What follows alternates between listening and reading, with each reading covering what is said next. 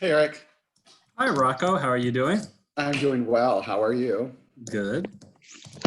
I had to just jump off the call from the LMS, but we had a couple of people there who I think can hold A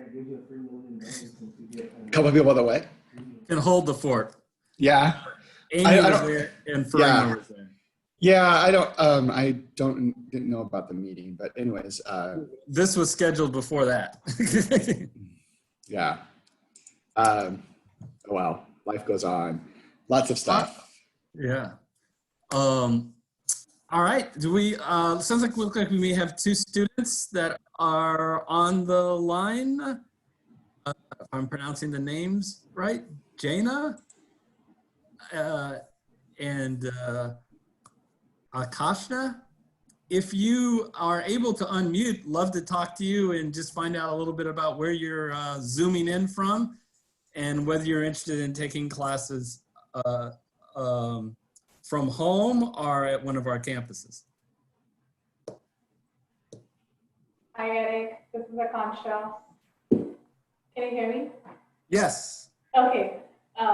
So I'm zooming in from Dublin, California, and I am interested in the Masters of Tax program, so I wanted to learn more about it. Now, would you like to commute into San Francisco, or would you prefer to take a class from home? I would prefer to commute to San Francisco, but considering current situation, it's not possible. So. And I'm curious, if you had an option, if you're going to take a class from home, would you rather it be like over Zoom, like we're doing now, like a live class that meets at a set date and time? Or would you rather take what would be, I would call a traditional old school online class where you kind of watch videos and participate via a discussion forum so you don't have to log in at a specific date and time? I would prefer this. I would prefer Zoom meeting. Okay.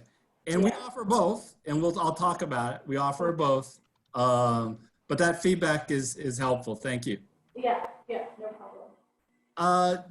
Jaina, I don't know if you can hear us, if you've stepped away or not, but if you can unmute. Yes, I'm here. Hello. Oh, hi. Where are you zooming in from? I am in Plano, Texas. All right. Wow. That's wonderful. I'm not even going to ask you if you're interested in commuting into our campus. Okay. But I'm going Why not hop a plane? Hop a plane. Come on. Be a risk taker. There was a time when we wouldn't think that. Yeah, right. So you have two options now when you're taking classes from home. You could take it via Zoom like we're doing now that meets at a set date and time and it's a live instruction, or you can take it where there isn't a specific date and time, but you kind of watch the instructor videos and you participate and connect with the instructor and fellow students over a discussion forum. What would your preference be? Probably some combination of the two. That's interesting. If you had to pick, because right now we don't really have a hybrid. Okay. One or the other. What? I would probably pick the instructor-led classes. Well, they're both instructor-led, but one is live. I mean the live.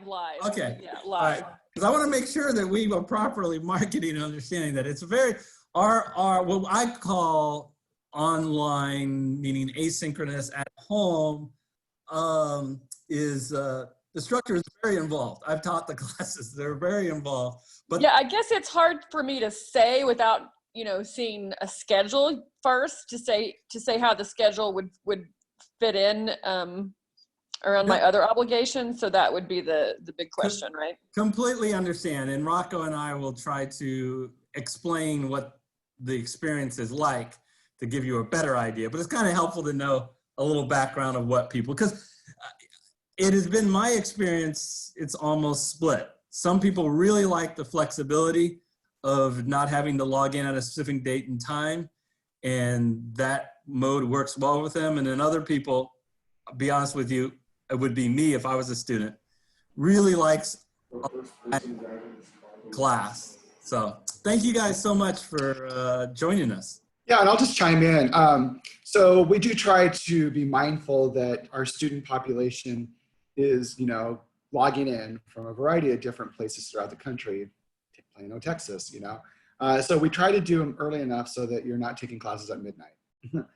So that it's not so early on the Pacific Coast time, but in Central or Eastern time that it's still a decent, you know, time to start a class and end the class. So, and just, Eric, FYI, I think if you move away from your computer a little bit, you cut out. So just FYI. Oh, okay.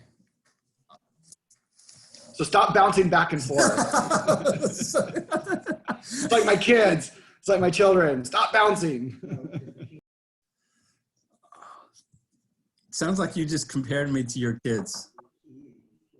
There's a lot of similarities, Eric.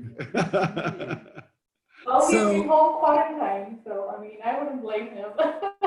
That's all he sees. Yeah, I have a background so you don't see the kids in the background bebopping around.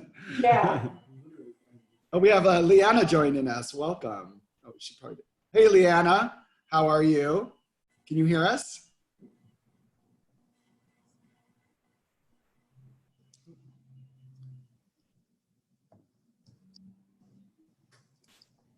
Well, it is 12 o'clock, but I want to just give it a couple more minutes in case someone joins a little bit later. Cindy, do we have a final count of what we were thinking that we? Yeah, there are quite a few missing. One is already a student, so I just told her unless she wanted to join it, she really didn't have to. So yeah, I'm there about half a dozen. Okay. Sounds good. Leanna, I don't know, you were joining when Rocco was talking. I don't know if you can hear us. If you can, love it if you unmute and just tell us where you're zooming in from.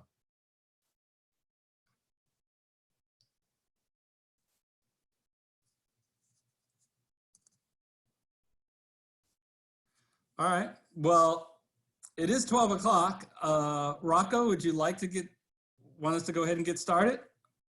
Sure, why don't we do that? I think, as you mentioned earlier, as people are able to join, they'll join, and this will be recorded.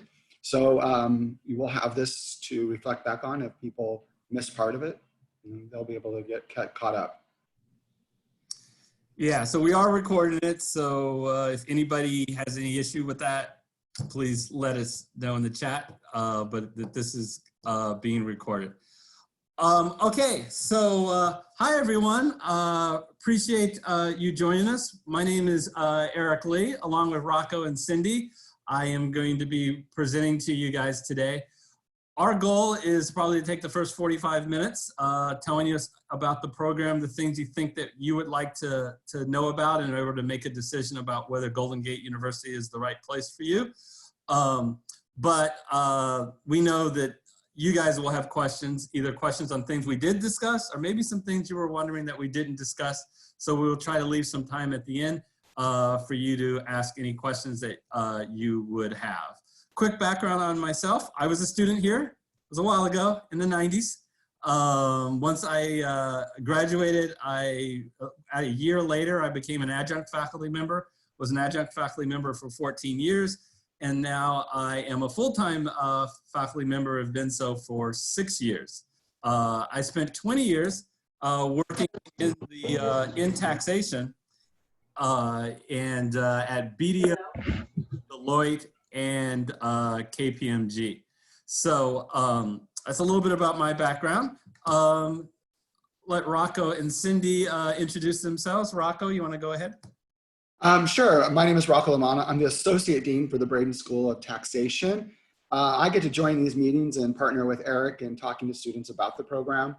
But on the scope of things, I work with students while they're students, before they become students, get to work with the faculty, and I get to work with the illustrious and lovely Cindy Goldberg, who you probably have already met. But she can do a better introduction for herself than I can. Oh, Rocco, way to start my day. Thank you. I am Cindy Goldberg, and I know I've spoken with several of you, and I welcome you to our webinar info session today. Just briefly by way of background, I was a practicing lawyer for 25 years and transitioned into academia, where I've worked with graduate students and in general, and tax students in particular for about the last 8 years. I am the Assistant Director for Admissions Counseling at the Braden School of Tax, and I work with prospective students and newly admitted students as they transition into the program. Eric, you're on mute. Thank you. I've only been on Zoom for the whole last year. I still make that mistake. I'm going to go ahead and share my screen. We have a small group. If you have a burning question about something that we're talking about, you can feel free to use the chat. At least while I'm speaking, it doesn't bother me. Otherwise, you can go ahead and share your, save your question to the end. So either way, these slides will be made available to you. So feel free, relax. Don't feel like you have to copy down anything that's in the slides because you'll have access to it. Anytime I speak in front of an audience, I always ask myself, if I was in the audience, what would I want to know? And the most important thing I want to know is what differentiates Golden Gate University from another location? Because you certainly have other alternatives if you're looking to get a master's in taxation. So I speak from this not only as an alumni, but someone here who's taught here now for 20 years. And I really break it down into 6 categories, and it all spells out an acronym, which I think is an important acronym. The first is classroom experience. No shade at my alma mater, undergrad, Cal Berkeley, but I was in classes with 100, 200, even 300 people. And there was no connectivity with my fellow students, no connectivity with the instructor. It was just a big lecture hall. It is extremely rare whether you take classes online, via web conference like this, via Zoom, or in person. In all scenarios, it is very rare to have a class size greater than 25. So you actually get to know your instructor, you get to know your fellow students. And I think that that's really big because our student population is really diverse. We have some students who are right out of undergrad and have no work experience. We have students who have work experience at a small firm, maybe one who has their own accounting firm, or people who have worked at the big firms or a corporate environment, and some people who have a ton of experience. And having that diverse level of experiences really makes for a really rich classroom experience. The second thing I think differentiates Golden Gate University is the applicability of the material that you learn in your class to the real world. It is amazing how many students tell me, they tell me like either during the class or the next semester when they see me in the hallways, they say, Eric, I can't tell you how much I use the material that I've learned in class on my job. And part of the reason we do that is we teach from actual authority. We don't have textbooks in the School of Taxation for almost any class. Most of the classes, your quote unquote textbook is the Internal Revenue Code and the internal regulations and case law. And that is what you will use in the real world. So in addition to learning from the stuff that you will use in the real world, you're learning about the technical material you learn in the real world. And whether you're talking about our full-time faculty or our adjunct faculty, almost all of them have a lot of real world experience. The adjunct faculty often are working currently in the industry, and our full-time faculty have worked in the industry for a very long time. Which goes to my 4th point, the experienced industry leading faculty. I will just say I have 20 years of teaching experience and 20 years of public accounting, big firm experience. And I do think I have the least experience of the full-time tax faculty. I always remind them that's because I'm the youngest of the full-time tax faculty, but I don't think they appreciate that. But that gives you a little bit of idea on that. The relationship with the firms, I think, is so important. A lot of our adjunct faculty come from the firms. A lot of the recruiters We have a great relationship. They come to our campus when there isn't something called the coronavirus, and they are giving presentations. And to be honest with you guys, I am working right now on getting them to participate in some of our things via Zoom in the upcoming year. I'm going to talk a lot about the actual course offerings that we offer, and I hope when I'm done, you guys have an appreciation of the vast and deep tax technical knowledge you will learn when you have a master's in tax, which I can tell you from experience as being a student will put you miles ahead of somebody technically who does not have a master's in tax. And then finally, our ranking. Anytime anyone tells you that their product or their service is ranked high, I have two questions for that person. A, who is doing the ranking? And B, what is the criteria that was used in order the ranking? And that's why I have been, I'm most proud of our ranking on taxdaunt.com. Independent organization, you can go to their website and research it for yourself. And we've been at the top for many, many, many, many years. We vacillate from 1 to 2 or 3, I think for like at least as long as I've been a part of the full-time faculty, which is 6.5 years. And their criteria is they reach out to tax firms and tax organizations, and they ask them, what schools, Masters of Tax programs do you want to recruit from, and which ones do you value the most and why? And it's from that data that Golden Gate has gotten its high ranking. It's also been ranked high in Washington Monthly and in other organizations. I will let you do your own research, and I think that we're pretty proud of our rankings here. All right, regardless of where you go, what is the benefits of getting a master's in tax? So why get one in the first place? To me, and why I got one, and why when I look back, I think it was a great decision, it really opens doors to a lot of career paths and career advancement. Not partially because it's on your resume, but more importantly, the technical skills that you learn from it.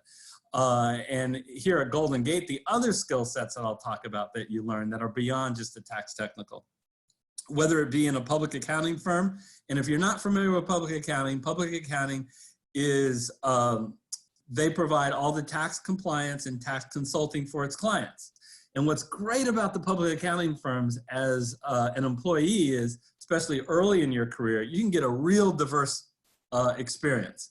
So if you work in a private industry, for example, you work in the tax department of Clorox, you'll get really good at preparing large corporate tax returns and dealing with the issues that are specific to Clorox.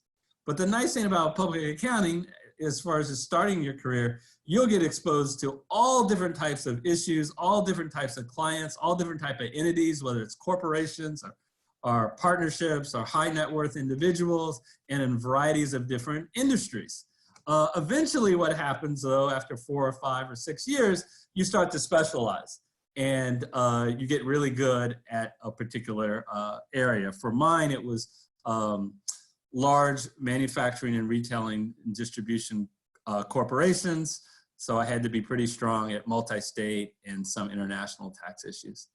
A good question is, when you see the second point here, that our students get hired and we have a high placement at the Big 4 firms and the accounting firms, I think it's important to know, well, where are our alumni working? And I really like this little chart. The higher the bubble, bigger the circle, the more alumni we have there. And not surprising, all 4 of the Big 4 are represented, KPMG, EY, Deloitte, and PwC, but also the mid-tier firms are on here, BPM, Moss Adams, as well as corporate clients, Uber, PG&E. I think all clients, all companies need to do tax compliance, and all smart companies do tax planning and consulting. So there's always that need. Even in this crazy economy, I think the challenge though is that clients are being pressed on pricing right now. Developing a vast academic and professional network. I think this is so important, and it kind of goes back to my very first slide. That spelled out the word career. I think one of the best reasons to come to Golden Gate is that we will be able to help you jumpstart or advance a career in taxation. And part of that is developing that strong academic and professional network. One of the benefits of being such a small class, you actually will get to know your fellow classmates. And they have, like I said, a variety of experiences. You'll definitely get to know your professors who have a variety of experiences. And one of the most positive things I've ever heard a student say about our program that I always has stuck with me, and when they say, you know, they really enjoy taking classes here at Golden Gate in the School of Taxation, and I say, why? Why is it? And they said, because it feels like a family atmosphere. It's like they feel like they can walk into the dean's office. I have students come and see me not in the fall, not just because of questions in the class, but they want help on their resume or interviewing. So building that network of people, I think, is really valuable. And we're here for students to support and mentor them. All right, I said I was going to talk about our actual curriculum. So let me go through it now. To get a master's in tax, which is kind of the gold standard here, there are some shorter degrees. They're called certificates, and I'll talk about them in a minute. But the full degree is a master's in taxation. Almost all of our classes are 3 units. All of our required classes are 3 units. To get a master's in tax, you need 30 units. So that means 7 classes, 10 total classes. 7 classes are required, a total of 21 units, and in general, 3 electives, which are 9 units to make up your 30 units. So what are the 7 required classes? It starts off with the foundational skills. And when I'm going through all this, I want you to kind of keep in the back of your mind, compare yourselves to someone who has just an undergraduate degree, maybe even accounting or business degree, and they took 1 tax class, maybe a survey class that covered some corporate topics and some individual tax topics. I compare that to someone who has a master's in tax. And why do you have such a deeper tax technical knowledge getting a master's in tax? Here it goes. You know, you'll start with your foundational classes, which is tax research and individuals. I don't teach tax research, but I have no problem admitting the most valuable class in our program is tax research. If you think about the Harry Potter books, there are 7 of them. If you combine them all together, they only make half of the Internal Revenue Code. The Revenue Code is huge, 2 huge volumes. Plus there's about 6 volumes of the regulations which interpret the code. There's revenue procedures and revenue rulings and a myriad of case law. No human being can come close to learning all that information. And oh, by the way, it changes from time to time, just to make things more interesting, including just a couple months ago with the CARES Act. What makes a really strong tax professional versus one that's just average is how well you can effectively and efficiently research all that data to come up with the correct answer for your client's situation. And the other thing that research class teaches you, not only how to effectively and efficiently, because in the real world, being efficient is really important, not just that you get the right answer, but you need to get the right answer in some degree of speed, but is how to document your findings. Because in the real world of taxation, you always got to document your findings, whether it's a letter to the file to support you if you're ever audited, or a letter to the client, which is written in a different way. It needs to be a little bit more everyday language for them to understand, or a letter to the IRS, and that has got to be super technical in disputing and making an argument for your position. So all that is covered in our tax research class. The other foundational skills, the class that I teach, which is individual taxation, and that goes through a deep dive of all the issues that affect individuals and how to apply individual facts and circumstances to the Internal Revenue Code and the case law. You're ready after those 2 tax classes for the operating classes, characterization, whether something's taxed as ordinary income or capital gain, and what are the ramifications, and what are the planning opportunities with that. Tax timing, when is something taxed? Is it taxed this year or next year? And what are the planning opportunities for that? Tax procedure, what are the rules in dealing with the IRS? What are the taxpayers' rights? What can the IRS do in an audit and what can they not do? And what happens if you have a dispute for findings of the IRS? How do you go about it? So if you are a practitioner, you obviously need to understand tax procedure. And then finally, the last two required classes is a really deep dive in corporate tax and partnership tax. So after those 7 required classes, you have a really strong base technical skills. Then it's up to you to decide how you want to round out your education based on where you think either you are currently practicing or where you would like to practice. The biggest complaint I get from students about electives is we have so many, they don't know which to take. And they only can take 3 if they're trying to just get the minimum 30 units to graduate. And it all depends on what you're interested in. If you want to work in high net worth individuals and you're getting a master's in tax, you can take classes in our estate planning. We have a bunch of classes in that. If you get a certificate in estate planning, it's a 12-unit program. I worked in corporations. I had to know something about international tax. We have a really good, I took the class. We have a really good principles of international taxation class that covers both inbound and outbound. Inbound is when you have a foreign individual or entity that's doing business in the United States. Outbound is when you have a US person or entity that's doing business abroad. And if you want more, after that class, you can do a deep dive in purely outbound or purely inbound. We have one of the leading experts, Kathleen Wright, academic experts in state and local taxation, running our state and local tax program. In this day and age with the internet, it is so easy to be doing business in more than one state. Think about Golden Gate for a moment. Because we do classes via Zoom and we have students that are all over the nation, it's very easy, even though Golden Gate doesn't have a campus in any other state other than Seattle and California, I'm quite certain that we will have filing obligations in a variety of states because that's where our students are. And understanding the rules and learning how to plan for that is really important. So those are our certificate programs that have classes in all those areas. There's a certificate in taxation, which is just a mini master's in tax. And some students decide to start with a certificate in taxation and then they add on to it and get an MS in tax, and some go the other way. There are a couple other really good electives that's not a part of a certificate program that some students take. There's accounting for income taxes, which is FAS 109, which is going through, and if you work on corporate tax, you're at a firm, you're gonna help the auditors determine that the tax accounts are fairly stated. So that's a really important skill to know. There's another really popular class called Choice of Entity, which advises what are the pros and cons of setting up a business as a sole proprietorship, an LLC, a partnership, an S Corp, a C corporation, and that's a really good class. Hey, Eric, I'd like to just chime in real quick.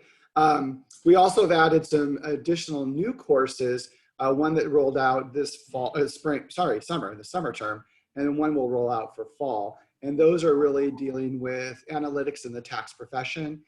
So those are additional courses that you might take to satisfy your elective options, as well as we have a partnership with our law school and the LLM in tax and estate planning. Some of those courses that are specific to the law program are now cross-listed with the School of Tax, so you can take those courses as well. All right, so as I kind of alluded to before the session began, there's basically 3 ways you can take classes, but in full disclosure, for the summer semester, there's only 2. Because of the coronavirus, we don't have classes physically on campus in San Francisco for safety. San Francisco is still in a shelter in place, but someday, and hopefully one day soon, we will resume having classes physically in person.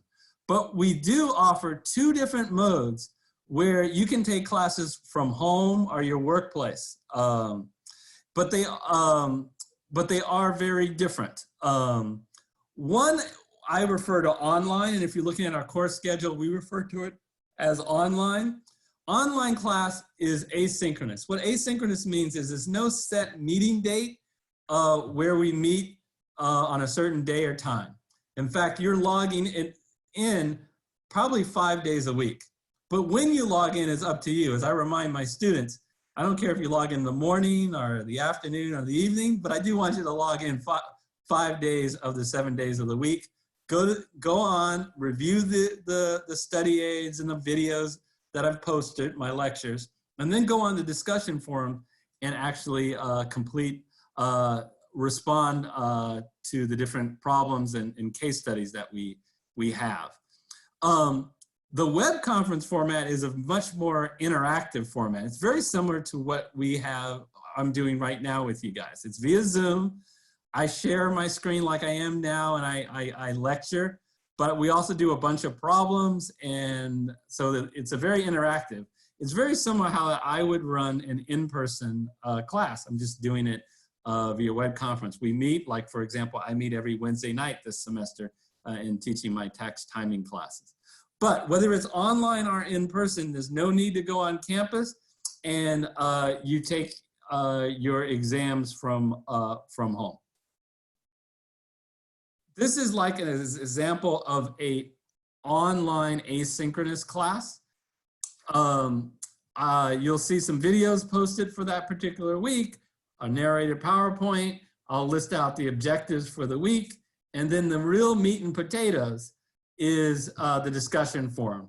So I will pose a bunch of problems, and I'm asking the students to reply what they think the answer is, and there's a little discussion or debate throughout the week of the discussion forums. And then at the end of the week, I have a quiz. I pretty much have all these things in my web conference classes too, except for the discussion forums, because the discussion happens in the actual class. To give you a little bit more of what a GGU web conference experience would look like, you have some idea because we're on Zoom right now, but we use polling questions. I use often a lot that pop up. I think students really like it because when I'm in a physical class and I ask for votes, I think some students are a little bit, I don't know, they don't want other students to know how they voted because they don't want to think that they get influenced because some people vote in some way. Here, all the voting is anonymous. You actually don't know how anyone else votes until after I close the voting, and then I show everybody the results, and it's anonymous. You can't see the results, but you can see, hey, 6 people said their favorite color is red, and 3 people said their favorite color is green. And it really helps launch a really good discussion. And sometimes I'm really surprised by the results of the polls. So you can have a whiteboard, very much like I would use a whiteboard in class, where you can write on. So you can really use all the tools in Zoom to approximate what a live in-person class would be. Rocco or Cindy, I don't know if you wanted to talk about cohorts. So I'll go ahead and start it off, and then Cindy can chime in if I missed anything. So our cohort program is a program designed for a group of students to move along through the classes at the same time. But it is a much more condensed and consolidated in the sense of a time frame. So the courses that Eric already went over are in the cohort program. So it's the same degree, except that you will be scheduled over 9 months versus 15 months or longer, however long it takes you to go through this program. So it starts in late July, and the first term ends in just before the end of September, and then the second term starts in October and it goes through December. So the first 2 terms are 9-week terms. Now, typically we would offer this in person, and this year, before we even went into shelter in place, we decided to offer it in person and web conferencing. So now we have a shelter in place in order. we are going to be doing this web conferencing. So the first 2 terms are going to be 3 classes, the foundation classes that Eric kind of talked about. Second term will be corporations and partnerships with the new class on introduction to analytics and taxation. And then the third term is 12 units, and that wraps up the 30-unit degree. This is where students will do internship. They can do up to 6 units of internship, or they can take other electives. And then the other 2 core courses that will be offered during this term are TA 319, which is the federal tax procedures. This is offered over 5 weeks on Saturdays, the first 5 Saturdays of the spring term. And then tax timing, Eric's favorite class, who's going to be leading this class actually. And that will be, I think, a full-term class for spring 2022. No, 2021, sorry. I'm ahead of myself, 2021. So that's an overview. It's a very fast-moving program. It's very intense in the regard that you're doing the same material, same experience, except that we've kind of fashioned it around a very tight schedule. Great. So I made a big statement at the beginning. I said, hey, one of the biggest selling points for us is that we will help jumpstart your career. And it goes beyond the tax technical knowledge that you learn in the classrooms. So what are we talking about? Well, we run a lot of professional events that will help you in the real world. I will take 2 real quickly, and I'll let Rocco talk about the other 2. The Lunch and Learn program, which this year will be done via web conference, so anybody can participate. And we will endeavor to, we have it recorded for those that would like to see, who couldn't make the session. Covers a variety of things that supplements what you learn in your technical classes. We've done classes that are tax compliant, so you actually go through preparing an actual tax return, to Excel skills, to resume writing, cover letters, interview skills, networking skills. These are things that are going to help you be successful in the real world. Some of them are taught by the Office of Career Planning. Some are taught by me, but we also have a lot of them taught by recruiters or other tax professionals who are currently working. And Rocco, I'll let you talk about the others. Okay, so I will take, I feel like a game show host, right? Did you talk about the practice business luncheon yet? I only talked about the lunch and learn. You're only doing one? What are you cheating? No, I was going to let you do. Rocco, have you rotating? Have you never had, it's a snake draft. I do one, I let you do 2. No, that's not how it always works. Okay. Yeah, but if I'll I do it, I'll play your game. Okay. Oh, okay. Students are finding out the behind the scenes between Rocco and I. Yeah, really. I'm going to take, Bob, I'm going to take Practice Business Luncheon for 500. So the Practice Business Luncheon is a fall-time event. Okay, so let's actually just back up here. A lot of the universities, or some universities maybe in your communities, have announced whether they're going to be open or closed for fall. Golden Gate University hasn't made that decision yet. So we are not sure exactly how we'll move forward on these events, but we definitely have this, video conferencing option to do a lot of these events. Practice Business Luncheon is probably not one that will work out, so we might need to reshape it, but the way it really runs is it is a luncheon, real food, not virtual food, real people, not virtual people. So you'll be sitting at a table like in a restaurant, and there will be food served. You will be sitting at a table with equal numbers of employers and students, and you get to practice networking. And it just happens to be on the same day as the career fair, our annual big recruitment event. So the same day, the luncheon is earlier, and then in the later afternoon is the career fair. Those same employers that are at the luncheon, their firms or they themselves will be representing their firms at the career fair. So it's a great way to kind of get an initial practice of networking with them. because it can be kind of nervous, you know, and kind of difficult to go around and talk to everybody that's at the career fair. Now I'm going to jump ahead and just talk about the career fair since I've already kind of led into it. The career fair is about 30 people or 30 employers recruiting, and sometimes a little bit more.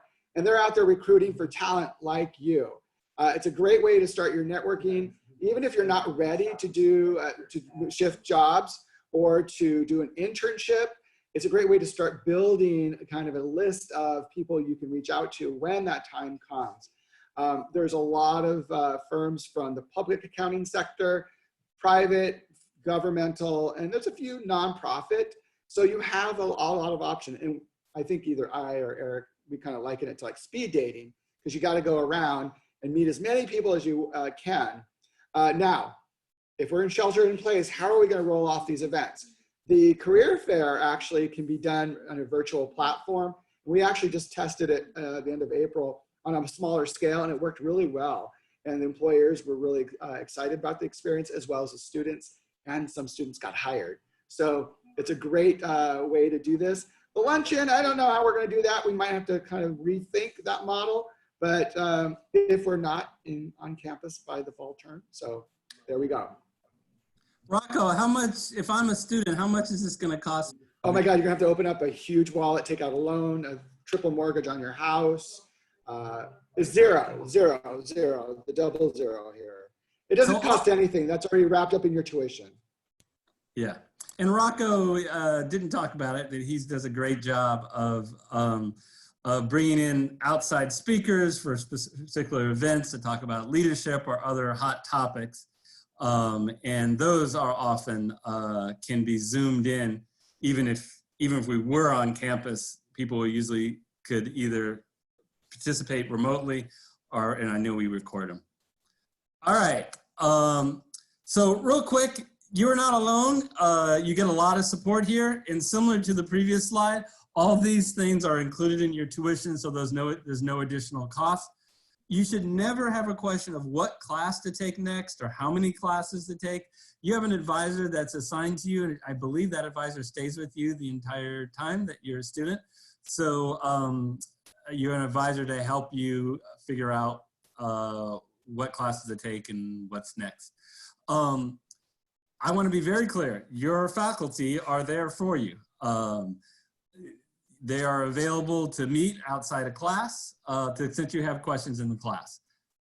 However, if you want even more help, we have both tax and accounting tutors.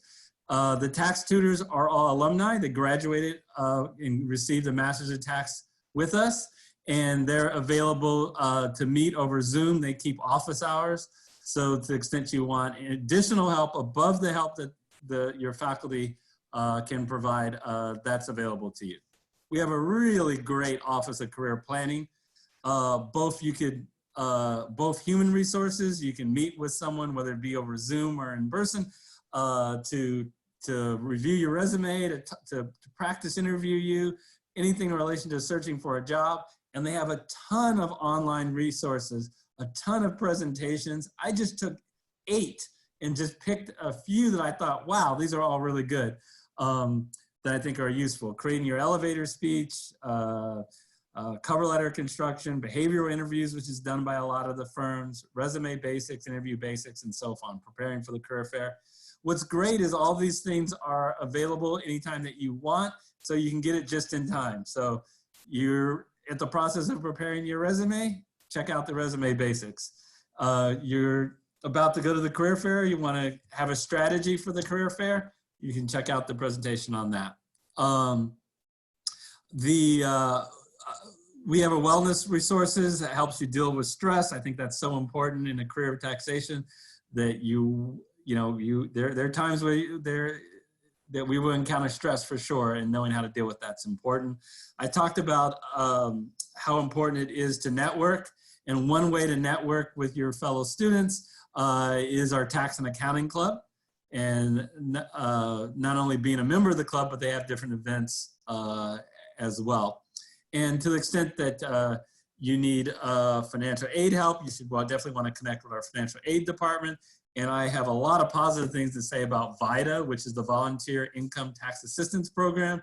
There's similar organizations like TaxAid that you can volunteer your time to help lower income folks.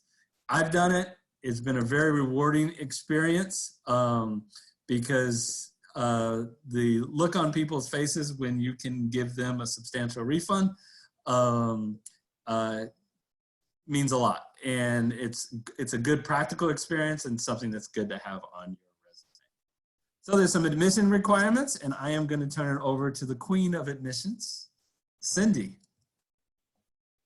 We're Eric, among royalty. Eric and Rocco, you're always a difficult team to follow, I'll tell you. So, but to give you all enough time to ask questions of us, I'm just briefly going to review our admissions requirements, tuition, and application process. So in deciding whether or not to apply, what are we looking for on the admissions side? We like to see a minimum undergraduate GPA of a 3.0 or higher. We verify that through official transcripts. So we ask you to have your undergraduate university send directly to GGU your undergraduate transcript. If you have any postgraduate degrees, we also ask for those transcripts as well. Everybody always asks, do we need to take a GRE or a GMAT? No, not required. And I usually recommend that students provide us with a resume. Even if they meet the academic requirement, it's still nice to really kind of get to know who our applicants are. Now, does that mean if you don't have a 3.0 or higher that you shouldn't apply? Absolutely not. We encourage you to apply even if your undergraduate GPA might have been below a 3.0. We're just going to ask you for some additional documentation. So we will require your resume so we can review your work experience and history. And we'll ask for a statement of purpose where we give you the opportunity to explain to us briefly the factors that you believe may have contributed to your lower GPA, what has changed since then, and your plan for successfully completing the tax degree. If you're an international student, we'll also require a TOEFL or IELTS score unless you otherwise satisfy the English language proficiency requirements, which I'll discuss here in a moment, in the event that English is not your first language. Next. So we do have a couple of proficiency requirements. As I just mentioned, the English language requirement. So there are other ways besides TOEFL and IELTS to satisfy that. You're more than welcome to talk to me about that or our international admissions people. But for example, if you attended an English-speaking university in an English-speaking country and you know, obtained your degree, then that could certainly satisfy the requirement. Maybe your work history might be eligible, might make you eligible to, for waiving that requirement as well. And same with the graduate writing proficiency. Again, there are ways to waive it, including attendance at an English-speaking university in an English-speaking country. Having taken the CPA exam, for example, or any other exam that had an extensive writing requirement. Tuition and fees are going to remain constant for this year.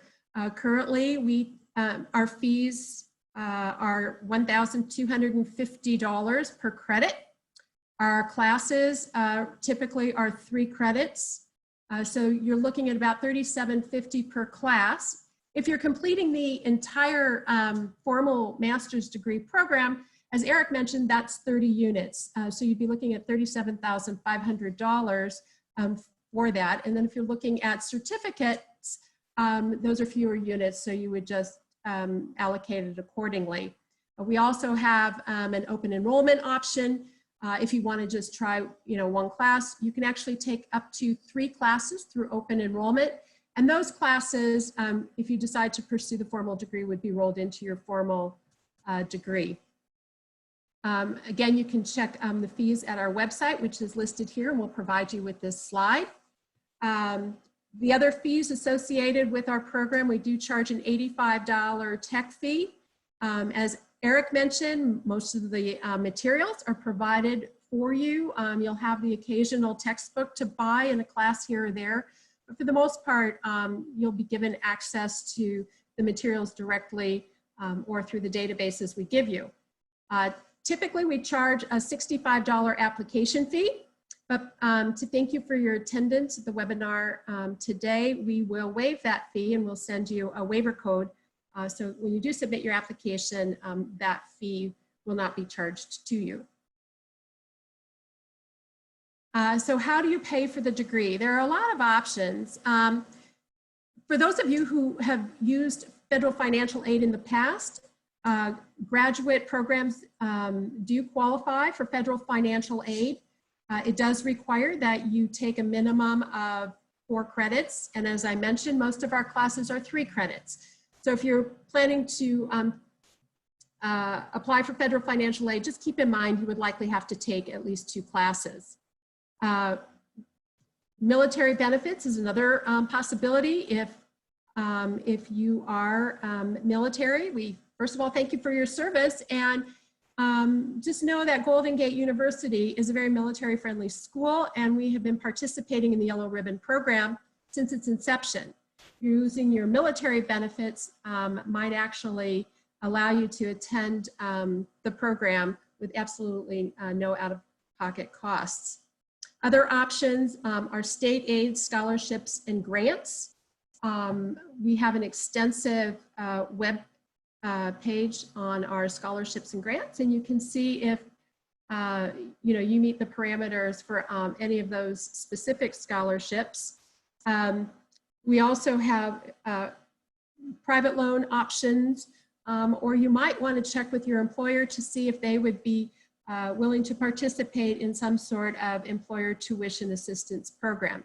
I would also note that if you have been referred by an alum from Golden Gate University, if that alumnus or alumna would complete a very brief grant form, that would make you eligible to receive a $1,000 alumni referral grant when you first begin the program.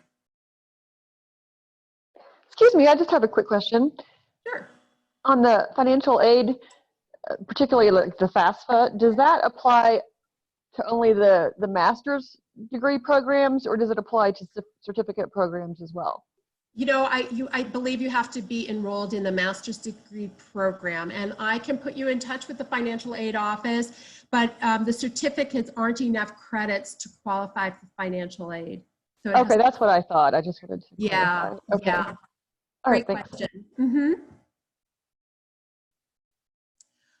So what is our application process? Just note that we do conduct our admissions on a rolling basis. So we are constantly accepting and reviewing applications all year long. We have 3 full robust terms, a fall, a spring, and a summer. We just started our summer term this week. Our fall term will start September 6th. We do have a priority deadline. We ask that you get your materials and application into us at least 15 days before classes begin. So for fall, that will be somewhere around the second to last week of August. And it's mostly, the thing that's going to take the longest probably to get will be your transcript. Once we have a complete file, it then gets submitted for review, and you'll get a decision, fairly rapidly. Most of the transcripts are emailed to us, so that usually there's a 24-hour turnaround time. Things are a little slower now with COVID-19, another thing we can thank the virus for. Alternatively, some universities still send via US mail, and that takes quite a bit longer. Also, if you're an international student and you need to take any entrance preparedness exams in English or anything like that, that may also take some time to get arranged. So your placement exams would need to be scheduled at least 10 days out. Again, our registration for the fall term will open up July 13th. I encourage students who are thinking about attending in the fall to get their application in before July 13th if possible. And that will ensure that if you're admitted, at least you'll be able to participate at the beginning of registration where you have the most course and professor options. And again, our fall term will start September 6th. Rocco mentioned the start term for the cohort is July 27th. And I encourage all of you who, even after today, if there's some question that didn't get answered or that got answered and raised more questions, or you're going through the application process and you get stuck with something, to please contact me. I'm readily available and I try to respond to you within 24 hours or less. And so I encourage you to contact me at cgoldberg@ggu.edu. Thank you all.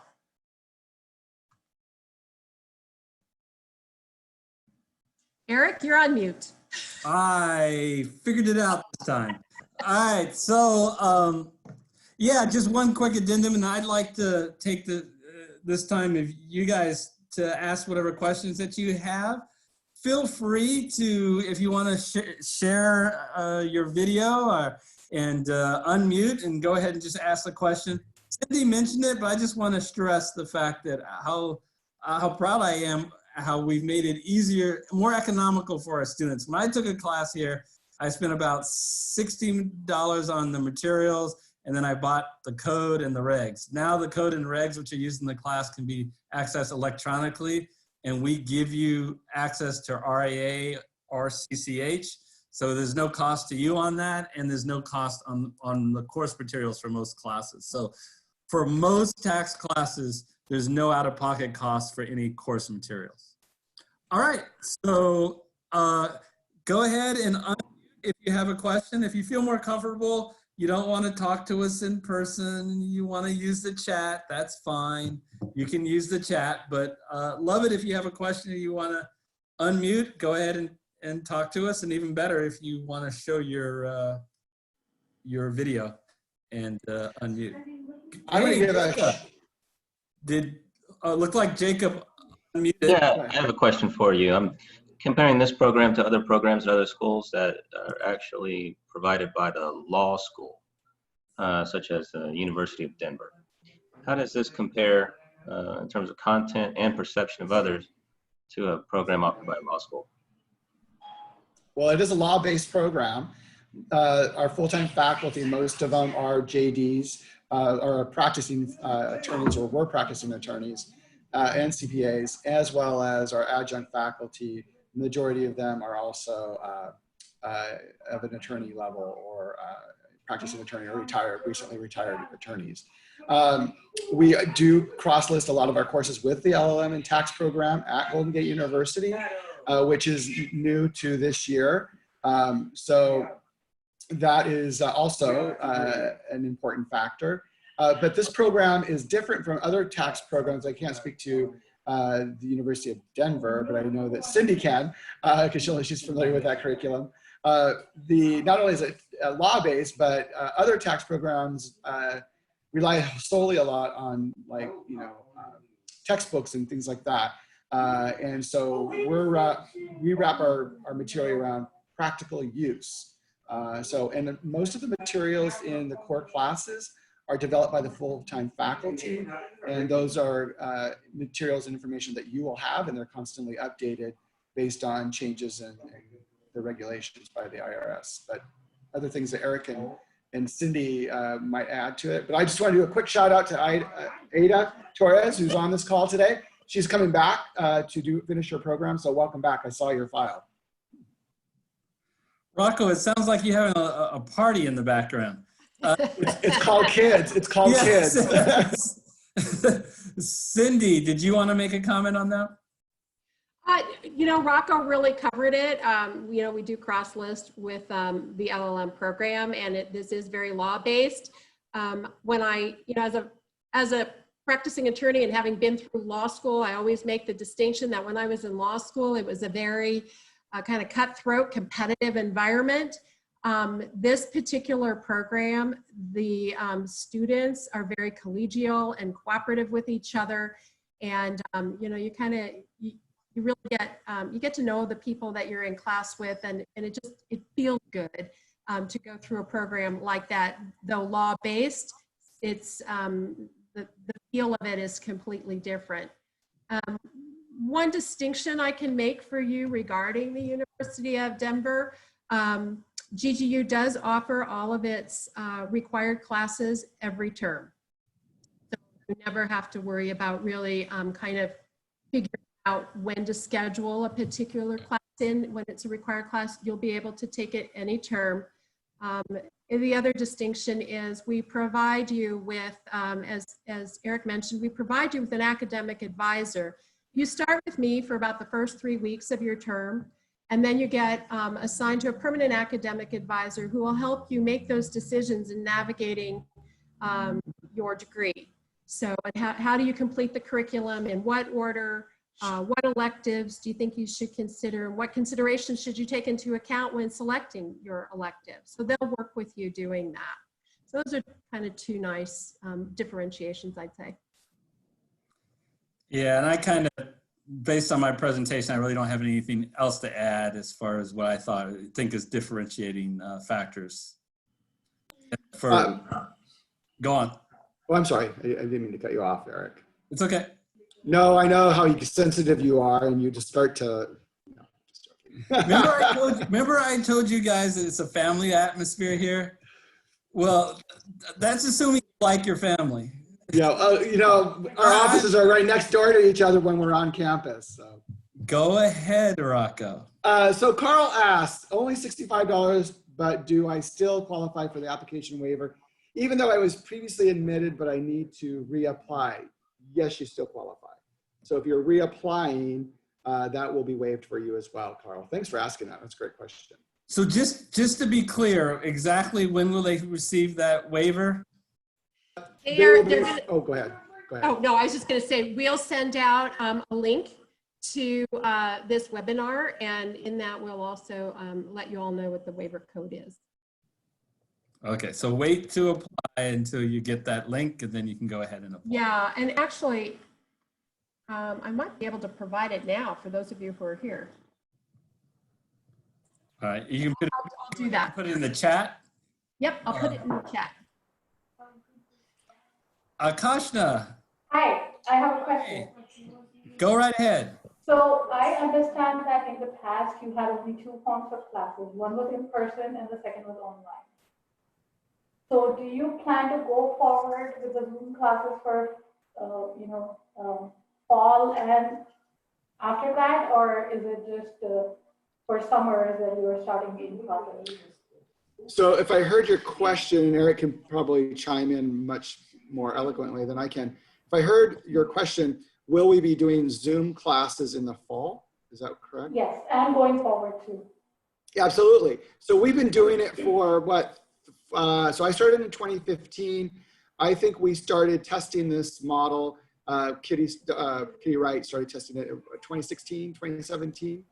So we've been actually doing it not as much as we just started doing it much more in the fall and spring term this year, past year and this current year. But yeah, we've been actually doing certain classes in that mode for several years. So we feel like we've been kind of the pioneers of that.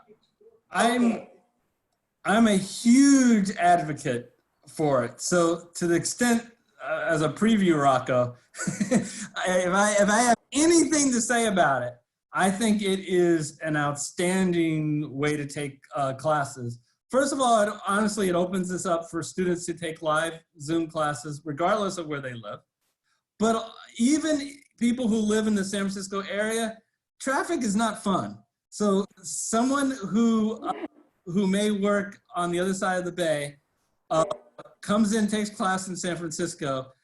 ends at 8:40. It doesn't end until, they don't get home until 10. And here you can take it from home.